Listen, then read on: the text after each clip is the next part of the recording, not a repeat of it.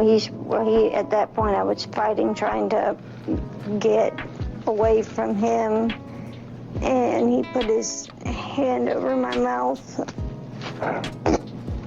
and told me to stop it, cut the. In an interview with NBC News, her father said he could not verify the claims. Quote, "I felt like I would remember that, and I don't.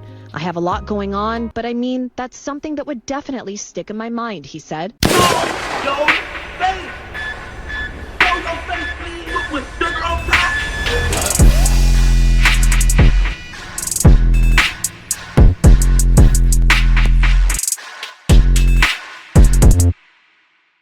Alright, y'all, it's looking like Jay-Z came out on top in this case that they were building against him. I guess, as y'all know, he was included in a lawsuit, actually a civil lawsuit, against him, where he was accused of R-ing a girl, a 13-year-old girl, back in, I believe, 2006, along with Diddy.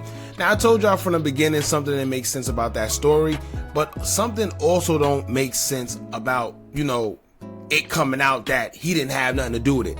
Now the lawyer is saying that he didn't vet the woman properly, she's autistic, and this is the same guy that actually came out of nowhere and said, you know, we're being threatened. No matter how much people try to threaten us, no matter how much people you send at us, we're not going to stop, right? He was very confident. Then to go from that to apologizing and saying that, you know, he didn't do his due diligence as an attorney, something ain't right, right? And we're going to get into this video of the girl, you know, saying that it was inconsistencies, saying that she may have lied, she's autistic, you know, and then we're going to also get into Jay-Z because he issued a response, as well as Alex Shapiro, his attorney. Now, like I said, I do feel something is a little weird about this. I do feel that how do you go from being so confident that you have something against Jay-Z, or you have this story, to out of nowhere saying, well, you know what, yeah, I messed up, I'm sorry, you know, it was all just one big misunderstanding. That's not how life goes. And it's also funny because this is the same attorney that supposedly had 120 accusers against Diddy. So what does this say about his credibility? What does this say about his accusations against Diddy, right? Being that we see him continuously backing these accusers that seem to be lying or have something wrong with them, does this make him credible to bring other accusers against Diddy? When is when is people going to look into him as an attorney, period? Remember, he was supporting Thalia Graves. Then it would come out that she lied, even though she was going on all type of platforms crying, and she did the conference when she looked like she was just so hurt. And then come to find out it was a money grab because she was exposed by Big Joe, who she accused of, along with Diddy, dragging her into a room and doing something to her. You know, so it's like something ain't right, man. And I also think that something needs to be done to these women that's coming out and trying to tarnish these guys' careers. Because once again, right, here's what I always say about these type of allegations. Whether they're true or not, it does damage because nobody wants to associate themselves with somebody with those type of allegations against them. It's bad for business. It's bad for your brand. It's bad for you as a person. So for these women to just be able to come out and say that this guy did that to him, especially something as serious as R, and there's no type of repercussions for it, everybody just go on like it's a regular, it's crazy. But anyway, let's get into this video right here, man. I want to know what you guys think about this. Before we get into it, make sure you hit that thumbs up button so we can get this video into the algorithm. And if you not subscribed to the platform already, make sure you do so now. Let's get into it. Like you live your life in a shatterproof juggle ball. The world's on fire. The fire is inside the ball with you, but there's no way for you to get out. In addition to having autism, the woman says she suffered a head injury. The night of the 2000s VMAs, she says a friend drove her from Rochester, New York to Manhattan, a more than 5-hour drive. Her attorney provided NBC News with the name of the friend, who has since died. The woman says she spoke to Combs's limo driver, who offered her a ride to an after party. See, that never made sense to me. I told y'all in the last video, It doesn't make sense that they're saying that she had no ticket, no money, no nothing to get into the venue, and her friend just dropped her off and she just fend for herself. Right? Her friend drove all the way from Rochester, New York to Manhattan to go to this party where she didn't have no money, no ticket, no nothing to get in. Right? No nothing. And she went by herself. So what sense does that make? Right? And then she just so happened to ask limo drivers, hey, is it a way you can get me in this party? And then lo and behold, the limo driver said, no, you look fit exactly for what Diddy is looking for. Come into our vehicle and we're going to take you to a Diddy party. It don't happen like that. I stumbled upon Diddy's driver, who told me that I was exactly what Diddy was looking for. What did you think when he said that to you? I thought it meant that I was pretty. She went to a White House, she says, where she spoke to musicians Benji Madden and his brother. I'm talking to Benji Madden about his tattoo because, I have about his tattoo that's the Last Supper, because I have a religious background. So it was just something to talk about. In a statement to NBC News, a representative of the Maddens confirmed that they did not attend the 2000 VMAs and that they were on tour in the Midwest at the time. See what I'm saying? So being that she pretty much lied about that, how do we know that she's telling the truth about even going to the house, period? How do we know that she's telling the truth about getting in contact with a limousine driver and then driving with him wherever they're going? How? It doesn't make sense. And they said her father picked her up after everything transpired, right? So you mean to tell me her father drove 5 hours from wherever he lived in Rochester to Manhattan or wherever Diddy house was? You see? At the after party, she says she had a drink that made her feel woozy. Then she says Combs and Carter took turns raping her while a female celebrity watched. JC comes in and rapes me. He at that point I was fighting, trying to get away from him, and he put his hand over my mouth and told me to stop it, cut the. After the alleged rape, she says she ran to a gas station where she called her father, who picked her up and drove her home. Now, once again, first of all, you mean to tell me out of everybody in that party, just Jay-Z and Diddy happened to come into the room, two of the biggest guys in music, period, right? Even at that time, they had pretty big names. You mean to tell me they just so happened to come into the room that she was in, take her clothes off and do whatever they did to her, right?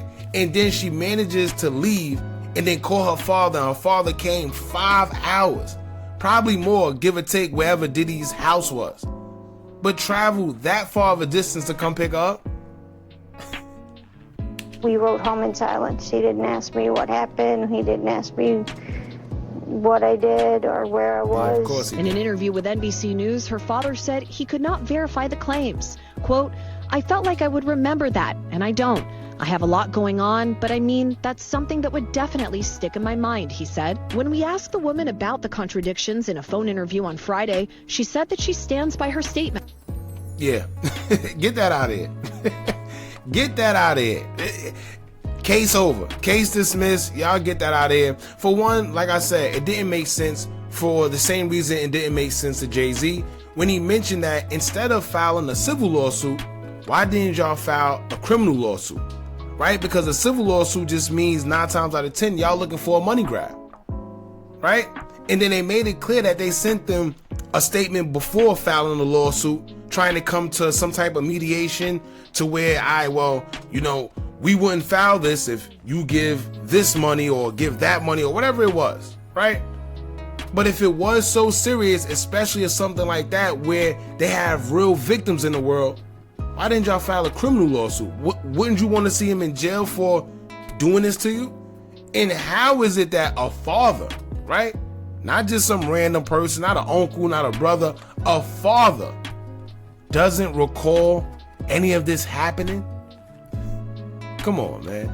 Like I told y'all from the beginning, nothing made sense with that story. And I knew from the beginning that this was going to get thrown out. The only thing that I do hate about this situation is now it takes away from the other things that may have transpired, right? And When I say other things, I do mean things like the Foxy Brown, the Aaliyah, but that's a whole nother subject. Let's get into the statement that Jay-Z put out there after all this came about. Now, Jay-Z would say, quote, "Today's investigative report proves this attorney Buzbee filed a false complaint against me in the pursuit of money and fame. This incident didn't happen, and yet he filed it in court and doubled down in the press. True justice is coming. We fight from victory, not for victory. This was over before it began. This 1-800 lawyer doesn't realize it yet, but soon." And like I said, he's right. And for y'all that didn't catch what he meant by 1-800 lawyer, this is the same guy that said he had 120 plus accusers against Diddy. And the way he pretty much screens his accusers is they call up and say, yes, Diddy did this to me. And he got an accuser, right? It's a money grab. And to be honest with you, somebody needs some type of repercussions behind these actions. Why is this being allowed, right? Why are they being allowed to tear down so much people with false claims when there's real victims out there? Now, Jay-Z's lawyer, Alex Shapiro, will also issue a statement after it will come out that pretty much she lied, or the quote-unquote inconsistencies. He would say, quote, "It is stunning that a lawyer would not only file such a serious complaint without proper vetting, but will make things worse by further peddling this false story in the press. We are asking the court to dismiss this frivolous case today and will take up the matter of additional discipline for Mr. Buzbee and all the lawyers that filed the complaint." So now also, like I said, I guess now that we realize that Buzbee isn't as credible as he claims he is, what does this say about Diddy now? Right? Is people still gonna, blame Diddy or say Diddy did this or Diddy did that on behalf of Tony Buzbee? You see what I'm saying? What happens with Diddy now, being that we realize that Tony Buzbee isn't as credible as everybody thought? And what does this say for the future of people making claims like this? What does this say about the female? What does this say about Thalia Graves? Everybody that's making these claims and they're false. What does this say about these people? Do they just carry on with their life? Right? Because remember, this is what Tony Buzbee had to say when the lawsuit was first filed. And he had us all fooled, right? He would say, quote, "Recognize this guy? This is a picture of the Weapons Platoon Commander, Alpha Company, 1st Battalion, 4th Marines from our Old Western Pacific cruise book. Despite a coordinated and aggressive effort that has included harassing my kids, contacting my clients and former clients to encourage them to sue me, contacting my colleagues or former employees asking if I've abused them, showing up at my current employees' homes to harass them, filing frivolous cases against me and my law firm, defaming me with outrageous assertions to anyone who will listen, and having mysterious people follow me and my family, I'm still that guy. I won't be bullied or intimidated. People will see through this effort to discredit me and my clients, and the truth will be revealed. I also won't allow anyone to scare my clients into silence. Sunlight is the best disinfectant, and I am quite certain the sun is coming." Now, with all this being said right here, y'all, what happens to all this? Right? Is people still, quote unquote, showing up to his home to harass him? Is mysterious people still following him? Is people still filing frivolous cases against him? Contacting his colleagues or former employees? Right? Harassing his kids? Are people still doing that, or was all that made up as well? Right? These are the questions we have to ask and wonder, why was he allowed to make these frivolous claims without the proper proof? Now, also, here on the flip side of all this, some people feel that maybe something happened behind the scenes, right? Maybe there's some type of intimidation behind the scenes, money being paid out. Like, why did this all just come out of nowhere, right? Why didn't this come out sooner? What happened? Some people feel, well, I don't know, maybe Jay-Z and his team, who knows, right? I don't know, man, but that's pretty much it. In a nutshell, they're saying that the accuser lied, and it came out that she was autistic. I don't know why this haven't been a thing before. I don't know why this wasn't put in the paperwork before, because maybe this would have saved a lot of time and a lot of public scrutiny. You know, but like I said, y'all jump in the comments, let me know what y'all think about this. Don't forget to like, comment, share, and subscribe. Hit that bell so you're notified every time we drop new content. And remember, as long as you keep on watching, I'm gonna keep on dropping. And I'm out.